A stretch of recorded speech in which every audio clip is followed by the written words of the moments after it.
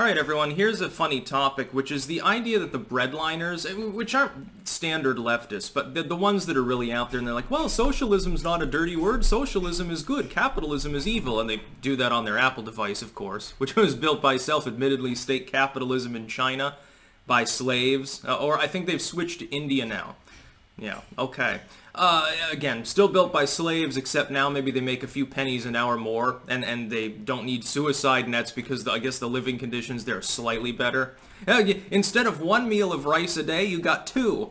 Wonderful, Apple is so generous, and by the way, we planted a bunch of trees around our campus, and it's got solar power. Let's make our products in the countries that pollute the most of any in the world, but anyway, it's interesting to watch the far left. I'm not talking about standard left as like fucking a Biden fan or something. It's interesting to watch the breadliners not realize that they've lost.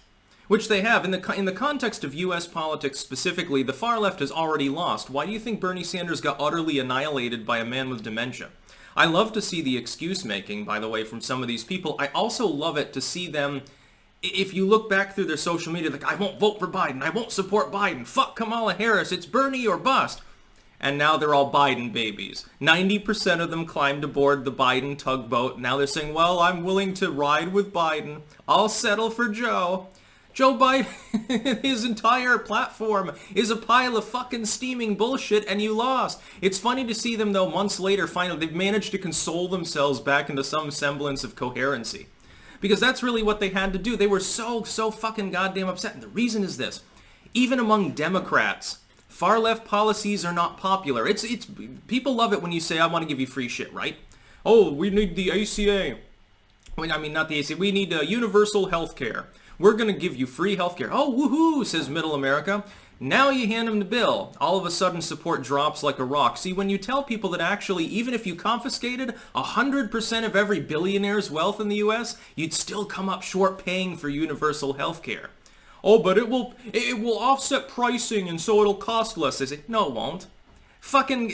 Don't fucking bullshit me, dude. That's not the way government works. If you think the U.S. government could administer a program that vast without running it into the ground like it has literally every other fucking program it's run into the ground, I don't know what to tell you, dude. You must be goddamn completely nuts. You have to be crazy to believe that. It's not going to happen. It's also not going to become law. And eventually, unfortunately, probably a system like that will be created, and it'll be an abomination. And it'll end up getting fucked up and politicized like the UK's healthcare system.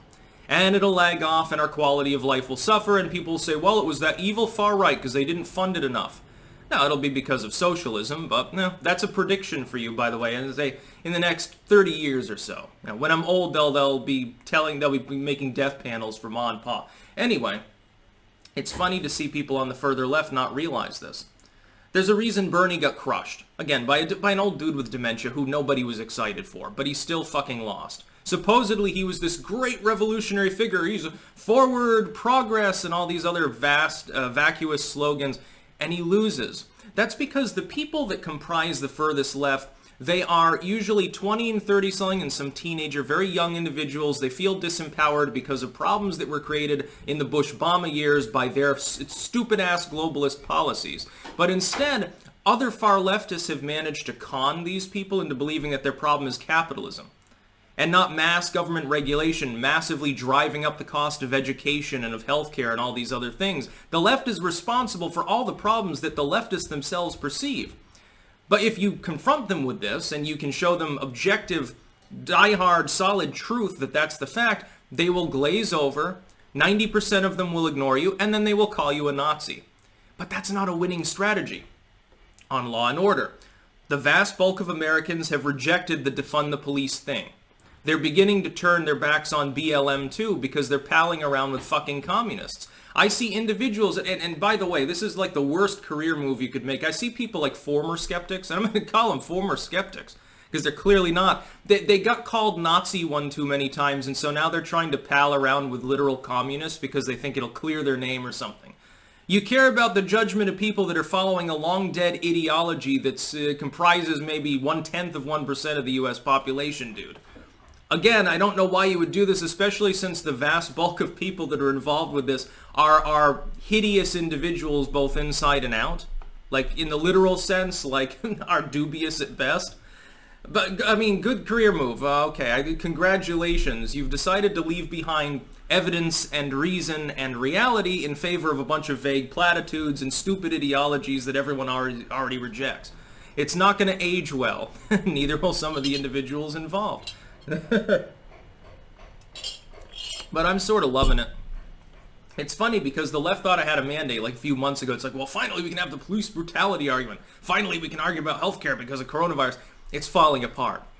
And right before the election, too. What perfect fucking timing. Keep throwing the poo bottles, Antifa. Keep throwing punches, BLM. Every time you do that, every time you harass some suburban housewife's kids by shining lasers in their windows at 1 a.m., you make another Trump voter. Another reluctant Republican, funnily enough. Well, have fun with that. That's about all. Peace out.